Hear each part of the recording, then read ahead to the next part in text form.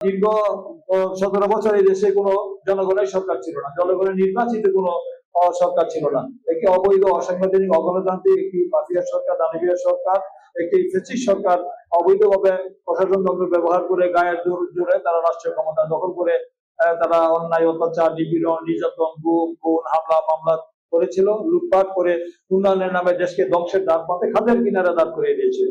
তাই আজকে আপনাদের যে দীর্ঘদিনের যে আপনাদের ভোটাধিকারের মাধ্যমে আপনারা যে আপনাদের পছন্দের দলকে আপনারা নির্বাচিত করেছেন, তাদের কাছে আপনাদের অনেক আশা, আকাঙ্ক্ষা, প্রত্যাশা, তাই না?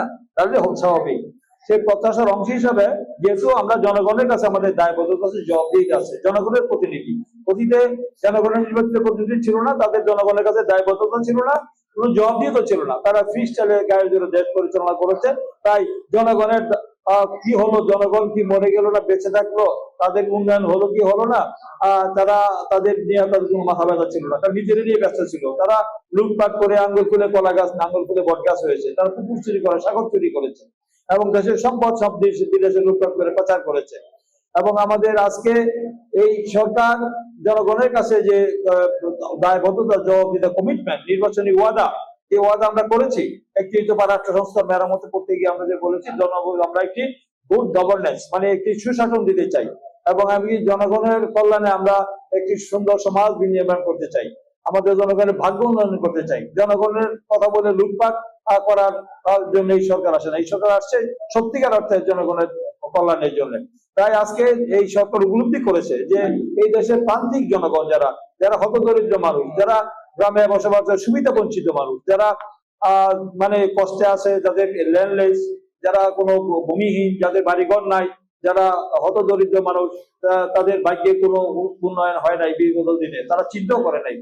এই দেশের প্রতিটি নাগরিকের যে তার সাংবিধানিক অধিকার, মৌলিক অধিকার রয়েছে, বেঁচে থাকার অধিকার, তার শিক্ষা, স্বাস্থ্য, বাসস্থান, চিকিৎসা যেগুলো রয়েছে, আমাদের যে মৌলিক অধিকার গুলো রয়েছে, সেগুলা আমরা বাস্তবায়ন করতে চাই।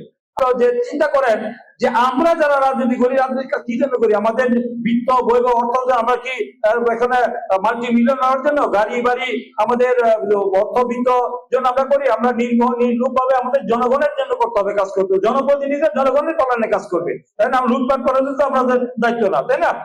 এখন সেই আমলে যারা রাজনীতি করতেন, তারা জনগণের যে অর্থ, সে অর্থ তারা লুটপাট করেছেন। যারা জনগণের লুটপাট করে, অর্থ লুটপাট করে, তারা নিজের স্বার্থ চরিতার্থ করে। তারা কি জনগণের কল্যাণে, কি তারা এই দেশে মানুষের কল্যাণে কাজ করেছে? করে নাই। যার পরিণতি কি হয়েছে? ওরা জনবিচ্ছিন্ন হয়ে গণবিরোধী অপরাধ, গণহত্যার কারণে, গণবিরোধী, মানবতা বিরোধী অপরাধ কারণে, লুটপাট করার কারণে তারা আজকে জনগণ তাদেরকে প্রত্যাখ্যান করেছে আর ইতিহাসের আস্থা করে নিক্ষিপ্ত হয়েছে। আজকে দেশ থেকে পালিয়ে যেতে তারা বাধ্য হয়েছে। আজকে তাদের নির্বাহী আদেশে আওয়ামী লীগ নিষিদ্ধ হয়েছে। আওয়ামী লীগের নাম বলতে আছে কিনা বলেন? কেন? আওয়ামী লীগকে আমরা চেয়েছিলাম নিষিদ্ধ, তারা নিষিদ্ধ হয়ে পড়েছে। অন্তর্বর্তীকালীন সরকার নিষিদ্ধ ঘোষণা করেছে। তারা জনগণের টাকা লুটপাট করেছে, জনগণের রক্ত, শ্রম, দাম ধরে যে অর্থ ট্যাক্স দিয়েছে, জনগণের সমস্ত অর্থ লুটপাট করেছে। তাই তারা জনগণ তাদেরকে প্রত্যাখ্যান করেছে, তাই না?